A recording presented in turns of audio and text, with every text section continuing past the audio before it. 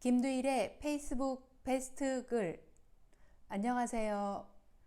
사람들이 개혁을 원하고 공정성을 외치는 가장 큰 이유는 법과 언론 등 기득권이 자신들에게는 끝없이 관대하고 개혁을 하려는 정치인들과 일반 국민들에게는 터무니없는 원칙을 적용시키기 때문입니다.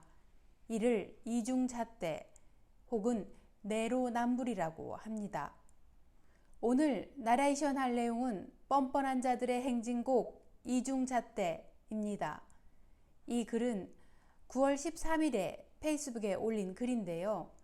이틀이 되기 전에 좋아요 2,500개를 넘겼고 공유 441회가 된 글입니다. 자, 시작하겠습니다. 2020년 9월 13일 뻔뻔한 자들의 행진곡 이중잣대. 추미애 장관 아들에 대해 허위 제보를 한 현동환 씨 실명을 언급하면서 수사를 해야 한다고 주장한 더불어민주당 황희 의원에 대해 언론들이 난리법석을 떠는 중이다. 특히 조선일보는 제보자의 실명을 공개했다고 공개 재판을 하는 것이라고 비난했다. 그런데 현동환 실명을 최초 공개한 것은 TV조선이다. 때문에 이 비난의 대상은 TV조선이 되어야 하는 것이 맞다. 그런데 왜 황희 의원에게 비난을 하는 것일까? 자신들이 실명을 공개한 것은 공익적 가치의 기사이고 그것을 본 다른 이가 그대로 언급하는 것은 공개 재판인가? 김재련 변호사는 지난 9월 4일 한겨레 21과 인터뷰를 했다. 발행은 9월 11일자로 되었다. 김재련은 그 인터뷰에서 박원순 시장의 고소인이 4월 다른 성폭행 사건에 연루되었고 그 상담을 시작으로 자신이 박원순 시장의 사건으로 오게 되었다고 인정했다.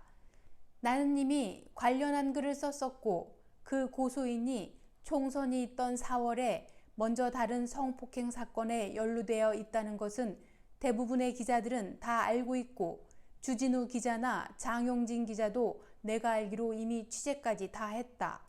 그런데 기사를 쓰지 않고 있었던 이유는 김재련과 한겨레, 경향 등이 전가의 보도처럼 사용하는 2차 가해 때문이다. 그런데 그것을 변호사가 공식적으로 언급하다니 정말 정신나간 변호사가 아닌가? 남이 하면 2차 가해이고 자신이 하면 보호인가? 한국기자협회, 언론노조는 추미애 장관 아들 변호인단에서 SBS 가짜뉴스에 대해 고소한 것이 특정 언론사 길들이기이니 고소를 취하해야 한다고 성명서를 냈다. 참고로 그 거짓 기사는 이균철 전 예비역 중령이 자신이 직접 추미애 장관 남편과 시어머니를 앉혀놓고 청탁하지 말라고 40분간 교육을 했다는 가짜 뉴스이다. 죄질이 아주 악랄하고 의도가 분명한 기사인데 어떻게 그냥 내버려 둔단 말인가. 또한 윤석열이 한겨레를 고소할 때 침묵하면서 모른 척했던 기자협회, 언론노조가 주장할 내용은 아니다. 가치는 없지만 오랜만에 진중권 이야기를 몇 가지만 해야겠다. 조국 전 장관의 천거로 정경심 교수가 장경욱 교수에게 추천장을 써달라고 부탁해서 동양대 교수로 들어갔다는 빨간 아재빨 뉴스가 있다. 이게 사실이라면 정말 은혜를 원수로 갚는 인간이 아닌가. 진중권은 황희 의원이 현동환 실명을 거론했다고 문바들이 찍어준 좌표라면서 자기 페북에서 난리를 떨고 있다. 자매품으로 권경에도 거기 합류 중이다. 초록은 동색이고 끼리끼리 노는구나. 그런데 TV조선에서 실명을 공개한 것이라고. 그리고 실명 보호가 그렇게 중요한 이슈라면 조국 장관 딸 실명을 공개했을 때도 똑같은 잣대로 입을 털었어야지. 의대생들은 최종적으로 의사고시 시험을 거부했다. 정부는 이미 2차례의 추가 접수 기회를 주었다. 심지어 전화, 이메일 등으로 몇 번에 걸쳐 시험 응시 여부 의사를 재확인했다.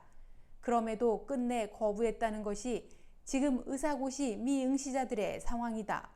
그런데 의사협회, 전공의협회, 교수들, 학부모들까지 구제를 해줘야 한다고 난리다. 웃기는 것은 정작 직접적인 당사자들인 의대협에서는 아직까지 그 시험 관련해서 아무 언급이 없다. 본인들이 시험 안 보겠다고 계속 거부했고 지금도 안 보겠다고 하는데 왜 주변에서 왈가왈부하는 것인가? 대체 어쩌라고? 한겨레 이지혜 기자가 왜곡 기사를 썼고 그것에 대해 이재정 의원이 항의했다. 이지혜가 이전에 쓴 기사들을 보았더니 작심하고 추미애 관련 왜곡 기사도 썼고 이번 이재정 의원의 발언도 의도적인 왜곡을 한 기사로 보였다.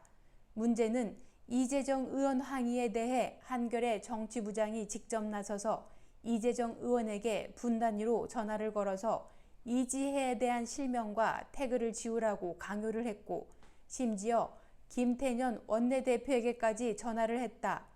요즘 경향과 한겨레를 보면 후배 권력이 무엇인지 제대로 보여주는 중이다. 한겨레의 김남국 의원 만평은 정말 추악했다.